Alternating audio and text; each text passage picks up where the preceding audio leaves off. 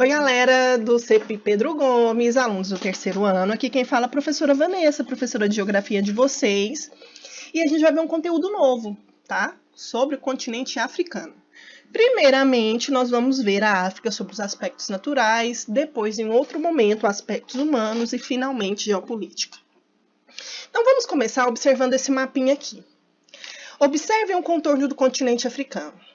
Nós temos um continente pouco recortado, significa que, então, ele tem poucas reentrâncias, e aí, nesse caso, nós vamos ter, então, pouquíssimos portos naturais. A África não vai ter muitos portos naturais, em decorrência do formato do seu continente. Agora, é um continente que é cortado pelo Trópico de Câncer e Trópico de Capricórnio. Então, nós temos um continente tipicamente tropical.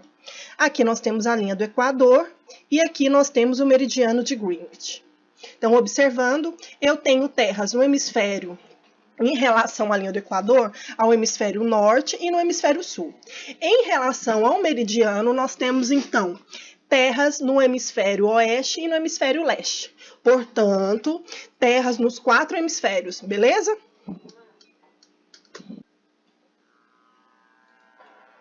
Em relação à localização geográfica, a gente pode falar sobre outros aspectos também.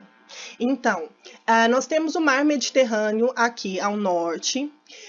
Ele é banhado, tá, pelo Oceano Índico, do lado leste. Do lado oeste, pelo Oceano Atlântico. Nós temos aqui o Estreito de Gibraltar, que é uma área de intensa imigração. Então, a gente tem um número muito grande de pessoas que migram da África para a Europa através desse estreito. E aqui nós temos o Canal de Suez, muito importante, porque permite a navegação da Europa para a Ásia sem contornar o continente africano. Já a respeito do relevo, galera, vamos observar esse mapa aqui. Então, nós temos nesse mapa o predomínio desses tons mais claros, amarelinhos, né? Esses tonzinhos de laranja.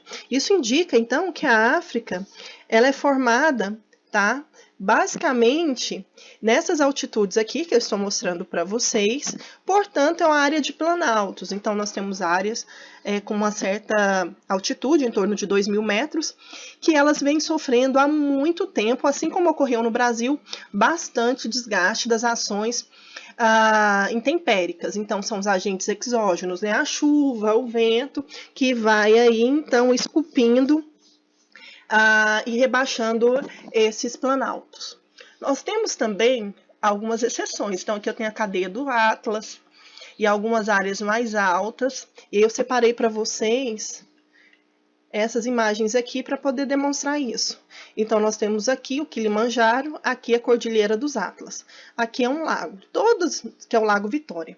Todas essas paisagens estão relacionadas a recentes atividades tectônicas, tá? E aí você pode até se assustar a ver a presença de gelo nessas paisagens, nessas montanhas, mas lembrando que por mais que seja um país tropical, as questões de altitude fazem com que exista neve eterna nessas áreas. Bom, aqui nós temos o Rift Valley, tá? Que é uma grande fenda nessa região. Aqui, eu vou mostrar para vocês agora a foto para vocês entenderem melhor. Olha só, tudo indica que por conta dos movimentos das placas tectônicas que se divergem nessa região, possivelmente no futuro nós teremos a separação, tá, dessa massa aqui do continente africano. Cadê? Aqui, ó. Então, vai ser essa porção aqui que se separa. Aproveitando, então, essa imagem, a gente também pode observar que nós temos uma grande área de deserto, que é o deserto do Saara, que, pasmem, é maior do que o Brasil, certo? E por que isso ocorre? Ocorre porque essa área aqui é uma área de alta pressão. O que isso significa? Que aqui nós vamos ter áreas dispersoras de ventos úmidos, então quase nós não vamos ter ação de chuva nessa área. E aqui nós temos também o deserto do Kalahari, que também vai sofrer, tá, com esse processo, mas aí a atuação da corrente de Benguela, que não permite, então, a formação de chuvas, fazendo com que essas áreas sejam áreas áridas. Professora, mas aqui, ó, Olhando aqui, já dá para sacar que já não é uma área tão árida, né? Área tão árida. Não é tão seco. Por quê? Porque aqui nessa região nós já temos a atuação de massas de ar quente e úmida que vão favorecer o desenvolvimento, então, de chuva, fazendo com que essa área possa desenvolver uma vegetação mais diversa. Certinho?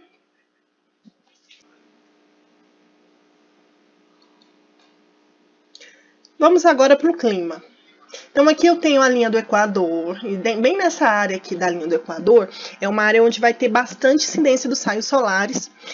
Portanto, por conta dessa grande presença de água aqui na região, nós vamos ter bastante chuva. Então, o que justifica uma área extremamente quente e úmida.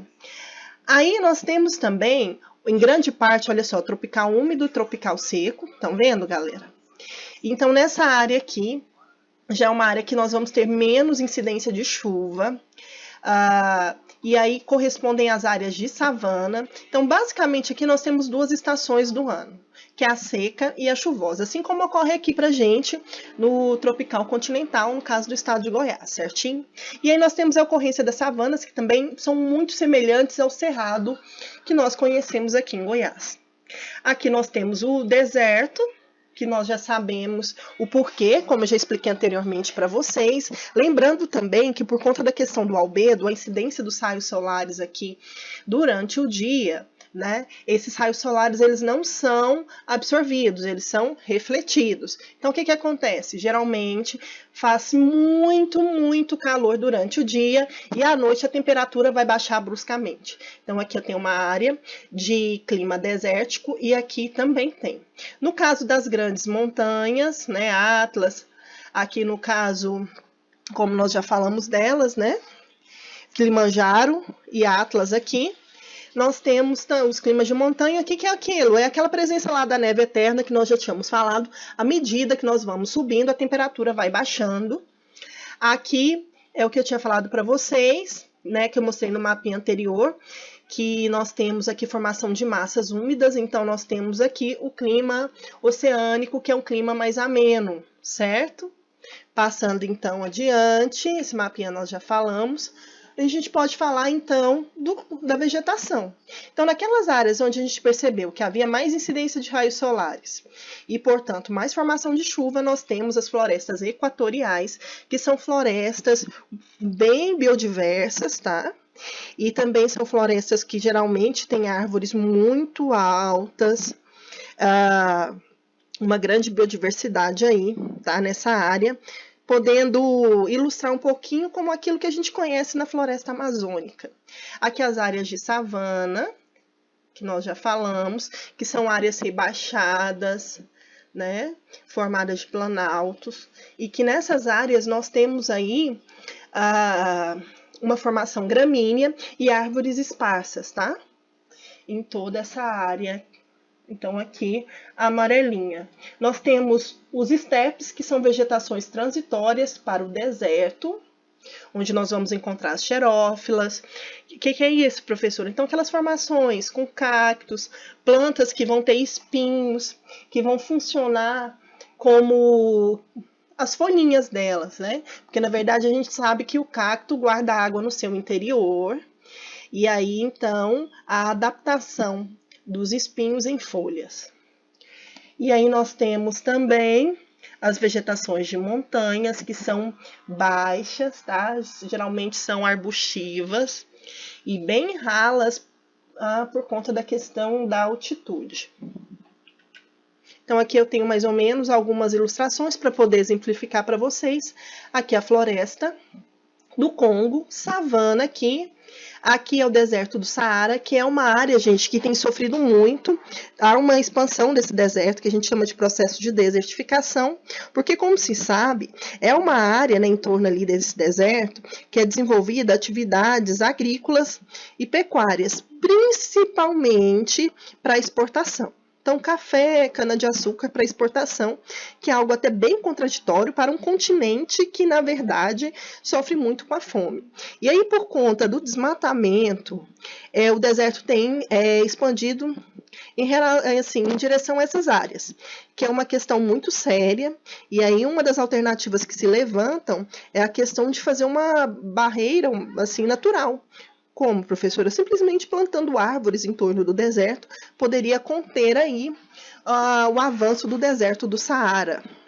Certinho? Aqui, gente, é o deserto do Kalahari.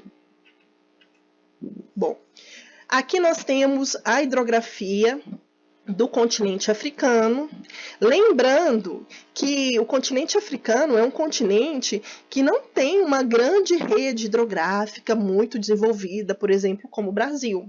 Ah, professora, por quê?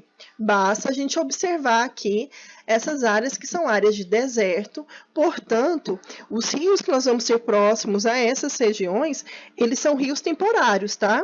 Que eles aparecem no período no regime das chuvas e desaparecem durante a seca.